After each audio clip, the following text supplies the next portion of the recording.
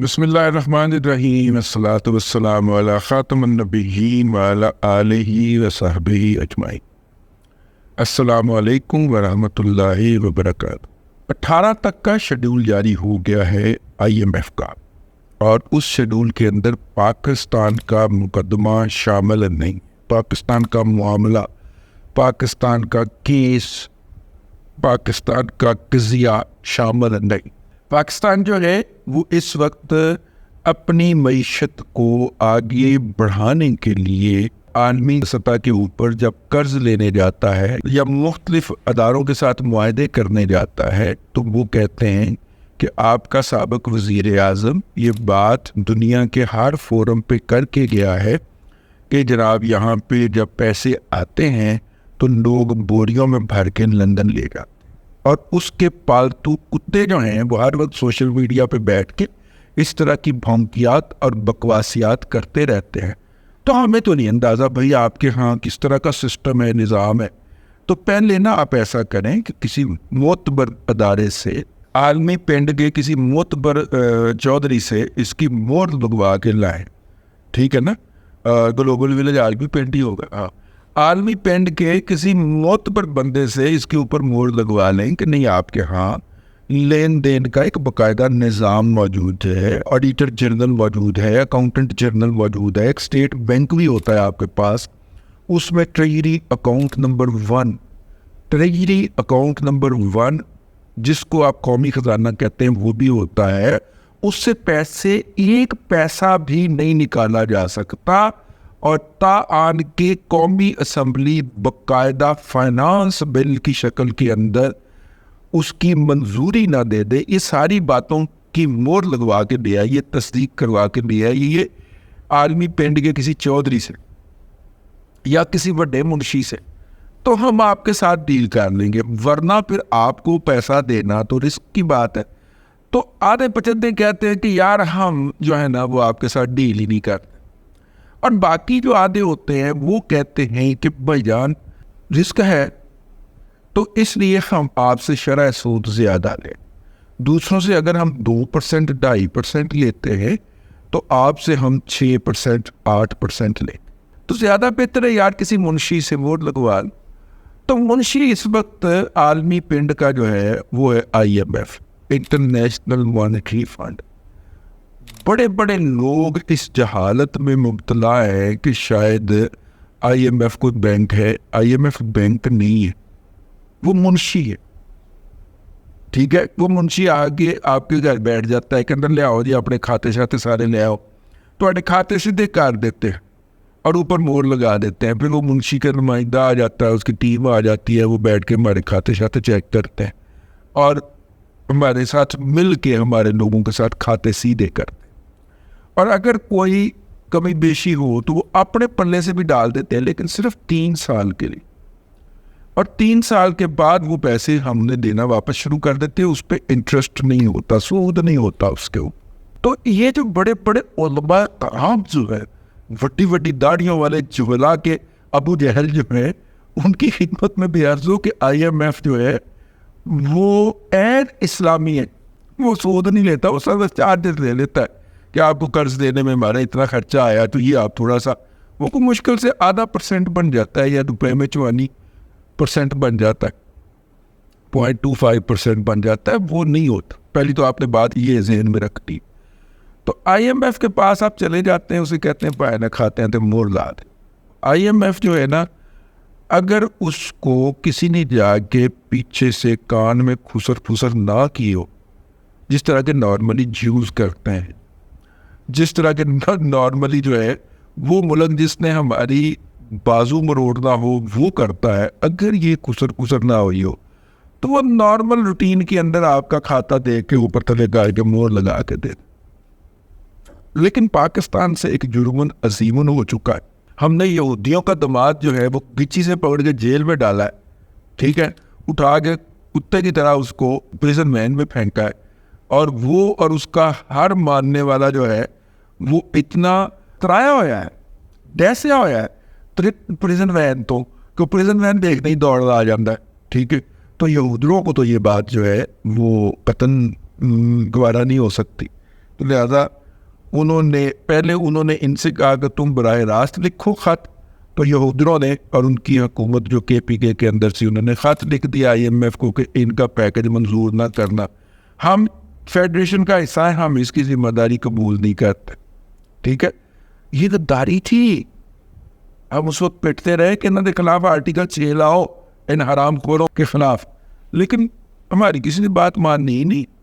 اب وہ جناب خط لکھ دیا گیا, اوپر سے آ گئے پھر سسرالی یا ادڑ, اور وہ پڑ گئے اس کے اوپر, پریشر ڈال دیا. اور آپ دیکھیں کہ 16 ماہ کی حکومت میں انہوں نے تگنی کا ناچ نچا دیا. اس طرح نفرات زر جو تھی وہ اچھل کے چھت کو بچی.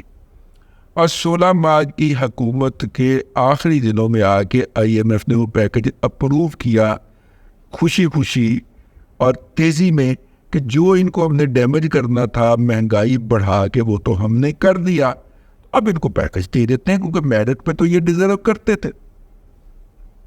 سیم کیس اب جو ہم نے IMF کے ساتھ پیکج ڈیل کیا ہے, نیگوسیشن کے اندر ساری باتیں سیدھی ہو گئی. ٹھیک ہے, اب وہ جان بوجھ کے تاخیر کری جا رہے ہیں. یہ ادھر جو ہے وہ پیکج کو تاخیر کروا رہے ہیں. تاخیر کروانے سے کیا ہوگا, یہ جولائی میں ہو جانا چاہیے تھا, 15 جولائی کو, پھر اگست آیا, اب سپتمبر بھی گزرتا جا رہا ہے, تو مالی سال کے 3 مہینے ہو جائیں گے مکمل. پہلے کوارٹر کے فگرز ہم نے پبلک بھی کرنے ہوتے ہیں اور IMF کے ساتھ جبکہ وہ بیٹھا ہوا ہے ہمارے کھاتے سیدھے کر کے اس کے ساتھ شیئر بھی کرنے ہوتے ہیں. اب ان کے اندر کو تھوڑی سی اونچ نیچ ہوگی. ٹھیک ہے, ان کے اندر کو تھوڑی سی اونچ نیچ ہوگی, اور جب ان کے اندر اونچ نیچ ہوگی تو وہ فوراً کہیں گے دیکھیں نا پھر آپ ٹارگٹ میں سکار کریں نا, تو یہ نئے ٹیکس لگائیں اور یہ منی بجٹ پیش کر کے دوبارہ تشریف لائیں. اچھا, یہ سارا کچھ کیوں ہو رہا ہے؟ یہ اس لیے ہو رہا ہے کہ یہودیوں کا دباؤ جو ہے وہ اندر تندا ہوا ہے, اور وہ دباؤ جو ہے وہ آپ سے, میرے سے, اس سے تھوڑے کو بھی جو ہے وہ زکوٰۃ, صدقات, خیرات, چندے اور قربانی کی کھالیں لے کر یہ خط لکھواتا ہے, پاکستان کی جڑیں کاٹنے کی کوشش کرتا ہے. اور ان کو اس خط لکھنے کے نتیجے کے اندر ادھر سے یہودی زور لگاتے ہیں, ادھر سے یہ اندر سے جو غدار ہیں یہ پاکستان کچھ لوگ جو ہیں یہ زور لگاتے ہیں. تو نتیجے کے طور پہ وہ IMF بھی شیئر ہو جاتا ہے کہ یار یہ دیکھیں اندر سے بھی کہہ رہے ہیں باہر سے بھی کہہ رہے ہیں, وہ کہ تھوڑا سا اور معاملہ ڈیلے کر دیتے. اکاؤنٹنگ کا اصول ہے نا یہی, اکاؤنٹنٹ اگر ڈیسیجن میکر آگے بٹھا دیں تو وہ دائیں بائیں ادھر ادھر کے آرگومنٹ دیکھنے کے بعد فائل بند کر کے کہے گا اچھا یار اس کو رکھیں اب انشاءاللہ. تو یہ وہ والے اکاؤنٹنٹ ہیں, یہ کہتے ہیں کہ رکھیں اس کو فی الحال. اچھا, اس کے نتیجے میں یہ چاہتے کیا ہے؟ جو مقامی یہودی ہیں, عمران احمد خان نیازی کے جو فالوورز ہیں وہ یہ چاہتے ہیں کہ جب یہ فیصلے نہیں ہوں گے بر وقت, ٹھیک ہے نا, دیکھیے IMF نے موڑ لگانی ہے, اس کے بعد اس موڑ لگانے کے بعد ہم عالمی منڈی میں نکلیں گے, کسی کی منت کریں گے, کسی کی ٹھوڑی کو ہاتھ لگائیں گے, کسی کے گھٹنے کو ہاتھ لگائیں گے, کسی کے پاؤں کو ہاتھ لگائیں گے, 65 ملک سرمایہ کاری کرو. جب باہر سے سرمایہ آتا دیکھیں گے پاکستان کے مقامی سرمایہ کار جو اس وقت اپنے پیسے دبئی میں, ہانگ کانگ میں, سنگاپور میں اور لندن میں چھپا کے بیٹھے ہوئے, کینیڈا میں, وہ بھی کوئی تھوڑے بہت واپس لے کے آئیں گے, تو اکانومی کے اندر رونق لگے گی. جب پیسہ گھومے گا تو روزگار آئے گا, جب روزگار آئے گا تو لوگوں میں خوشحالی آئے گی. اب یہ اگر 10 بندوں کو 6 نوکریاں دستیاب ہیں تو 10 بندوں کے لیے 10 نوکریاں دستیاب ہو جائیں گی. یہ بھی ہو سکتا ہے کہ 10 بندوں کے لیے 12 نوکریاں دستیاب ہوں. اور یہ افغانڈو جو ہے, جو عمران احمد خان نیازی کوئی کرائے کے کتے ہیں جو ہر اس کے جلسے میں جا کے کرائے کے اوپر 5000 روپیہ فی جلسہ کے اوپر رونق لگاتے ہیں, ان کو بھی ہم اکاموڈیٹ کر لیں گے, ان کو بھی کسی کام پہ لگا دیں گے, ان افغانڈوؤں کو بھی, اور یوں ہماری معیشت چلنا شروع ہو جائے گی. یہ وہ چاہتے ہیں کہ معیشت چلے. معیشت اس وقت چلے جب ہم آئیں, تاکہ ہم زکوٰۃ, صدقات, خیرات جو ہے وہ ان سے لے سکیں. مجھے وہ یاد آ گیا, وہ ایک صاحب جو تھے انہوں نے وہ کہیں پہ جا رہے تھے تو انہیں ایک بوتل مل گئی, انہوں نے بوتل کھولی, اس میں سے ایک جن نکلا. تو جن نے کہا کہ کیا حکم ہے میرے آقا؟ اس نے کہا جو میں کہوں گا وہ تم کرو گے؟ اس نے کہا ہاں میں کروں. اس نے کہا ٹھیک ہے. اچھا پھر یہاں پہ ایک بہت خوبصورت سفید ملبہ بنا دو. اس نے جناب چٹکی بجائی جن نے تو وہاں پہ ایک جناب بہت بڑا محل کھڑا ہو گیا. اب اس میں جو کوکاف کی پریاں لا کے رکھ دو, ٹھیک ہے, اور جناب اسی طرح کے خوبصورت جوار اس میں رہے. اس نے کہا اچھا. اس نے اگر چٹکی بجائی ہو جناب تو کافی پریاں تو سارے آ گئے. ہو جا اب ہمیں اس کا چوکیدار رکھوا دو. ٹھیک ہے کہ پہ تباہی پھرے, یعنی تباہی پھیرو, کیونکہ اسی نہیں عمران خان نہیں تو پاکستان نہیں. یہی وہ والا مائنڈ سیٹ ہے کہ پاکستان جو ہے وہ ڈیفالٹ کر دیتا. تواڈے منہ تے لعنت پینڈی رہنی. میرے سونے پیارے پاکستان نے ڈیفالٹ نہیں کرنا, نہ کیتا ہے. تمہاری تمام تر کوششوں کے باوجود سرکار ہر کمپنی جو مقامی تھی یا ملٹی نیشنل تھی اس کو طلب کر کے کہتا تھا پیسے کڈو, زکوٰۃ کڈو, ڈونیشن کڈو. ملازمی تک سے وہ کمپنی کی جو مینجمنٹ ہوتی تھی 50-100 روپے تک وصول کر کے تو لایا کرتی تھی کہ ہمارا جناب 4000 امپلائیز ہے, یہ 22 لاکھ انہوں نے دیا ہے اور باقی 28 لاکھ ہم نے ڈال دیا, یہ 50 لاکھ کا چیک قبول کرے. ٹھیک ہے, تو یہ حکم جاری فرمایا کرتا ہے یار انہوں نے 50 لاکھ دیا, اس کی تصویر جاری نہ کرنا. ٹھیک ہے, یہ نیشنل اور ملٹی نیشنل کمپنی سے ایسے تو پتا وصول کرتا تھا بینگ پرائم منسٹر. دیکھ لو کاٹ کے یہ جب پرائم منسٹر کا حلف اٹھایا اس کے 3 ماہ تک کی اس کی تصویری جو مصروفیات تھیں وہ نکال کے دیکھ لیجیے, بتا لیتا تھا یہ جگہ یہ گینگسٹر ہے. اور گینگسٹر طلب کرتا تھا باقاعدہ فلانے کو بھی بلاؤ, پرائم منسٹر صاحب نے بلایا ہے ملاقات کے لیے, فلانے کو بھی بلاؤ, اور ساتھ میں پیغام دیا جاتا تھا خالی ہاتھ نہ آنا. یہ گینگسٹر جو ہے یہ چاہتا ہے کہ ملک ڈیفالٹ ہو, صرف اس وقت یہ کام کرے جب مجھے اس کے اوپر بٹھا دیا جائے اور مجھے کسی الیکشن کے ذریعے نہ بٹھایا جائے.